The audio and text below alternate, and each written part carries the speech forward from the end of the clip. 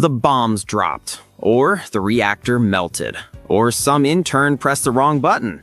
Doesn't matter. What matters is the air tastes like metal, and that weird rash on your arm might be evolving into a third elbow. The cities are silent, food is scarce, and you're somewhere in between hiding and accepting your fate as a future mutant. You need answers. Good. We're learning nuclear survival science, the gritty duct tape and desperation kind. Because if you're going to die, at least die educated. First, let's talk about what's trying to kill you. Radiation.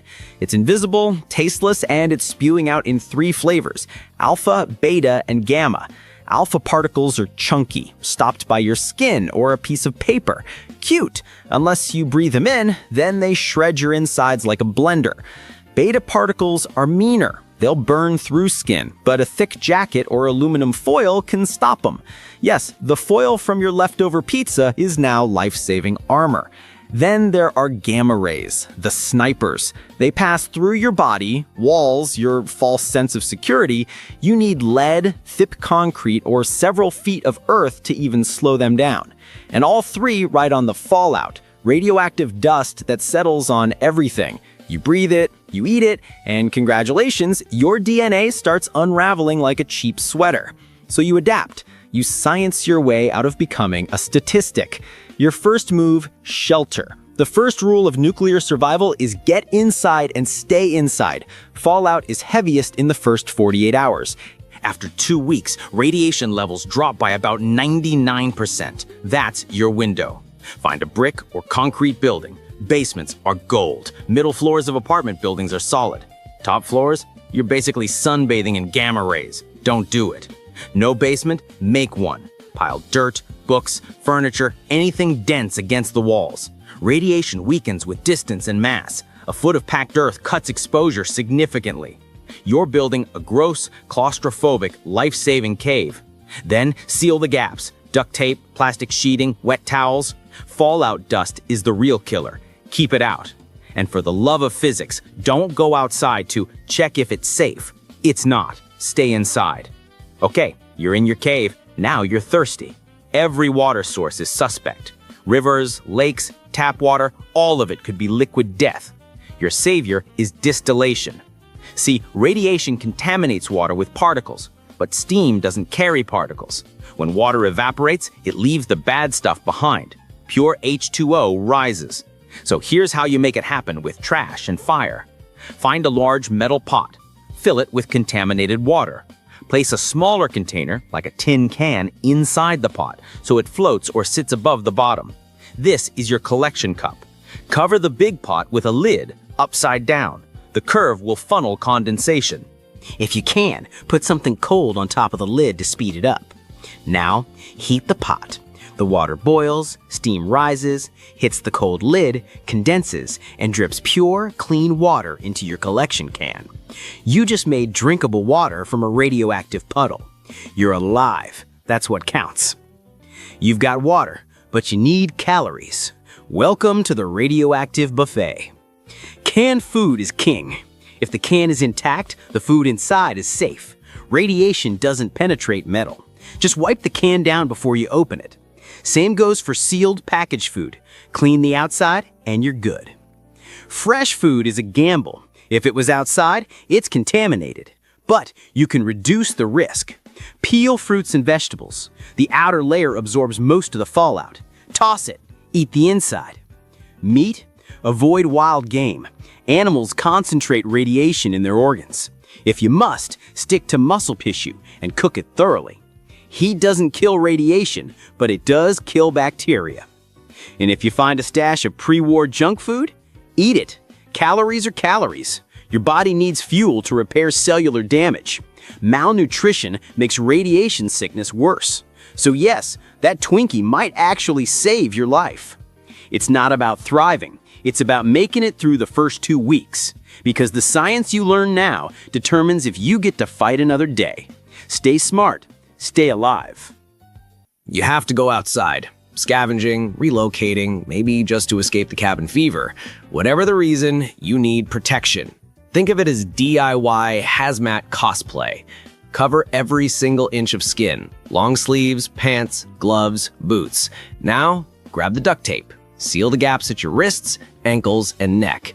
Fallout particles on your skin cause burns. Keep them off. Mask up. A respirator is ideal. Don't have one? Use a cloth mask, a bandana, a t-shirt. Wet it. Moisture traps the dust you absolutely cannot breathe in.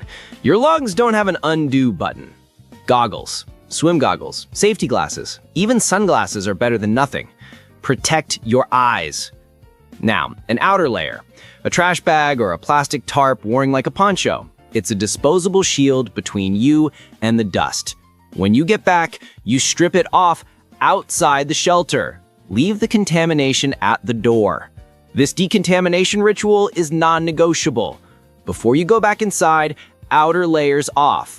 Wipe down any exposed skin with a damp cloth. You're not sterilizing, you're removing the tiny radioactive particles that will kill you from the inside out. Got none of this? Your only protection is speed.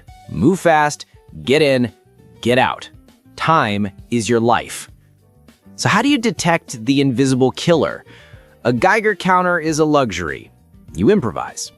First, use your eyes. Fallout is visible. It's a fine grayish dust settled on cars, on rooftops, on the ground. You see it? That's your red flag. Do not touch it. Don't breathe near it. Second, check the wind. Fallout drifts. Know where the blast was? Stay upwind. Watch how smoke moves, how dust blows. That's the invisible river of death. Third, watch for what's missing. The animals. Birds dropping from the sky? No insects? Nature is your early warning system. If they're dying, you're next. And the final sensor? Your own body. Nausea, vomiting, diarrhea within hours of being outside? That's not the flu. That's acute radiation sickness. You've taken a serious dose. There's no cure out here, but knowing helps you make the next call. Do you push on or hunker down? It's a grim calculation, but one you have to make. Survive the fallout, and you enter the next phase, the slow burn. Radiation doesn't just kill you fast. It gets you with cancer, organ failure, years down the line. So, how do you fight a ghost? If you find potassium iodide tablets, you take them immediately. They flood your thyroid with safe iodine, blocking the radioactive kind from getting in. It only protects your thyroid, but that's a major victory. Next, antioxidants. Radiation creates chaos in your cells. Antioxidants are the cleanup crew. Vitamin C, vitamin E, find supplements, take them. Find berries or nuts, prioritize them. And stay clean. This isn't comfort, it's survival. Contaminated clothes are a constant source of radiation. Wash when you can. Keep your shelter clean. Every particle you remove is a small win. And maybe most important, find other people. Radiation is a solo killer, but survival is a team sport. Pool knowledge, share supplies. Don't be a hero, be smart. So why does any of this work? It's not magic, it's physics. Shielding works because mass, concrete, dirt, anything thick, absorbs energy. Decontamination works because you're physically removing the radioactive particles. It isn't contagious, it's just everywhere. But here's the kicker. None of this guarantees survival. You can do everything right and still lose. Radiation is a dice roll with loaded odds. But doing something is infinitely better than doing nothing. Knowledge is the difference between dying in 3 days and dying in 3 decades. And in the apocalypse, that's a win. The world ended. You didn't. That's either a miracle or a curse, depending on the day. But you're here. And as long as you're breathing, you have one job. Stay alive. Radiation is just another problem to solve. Like hunger, like thirst. You adapt, you scavenge, you science your way through the chaos.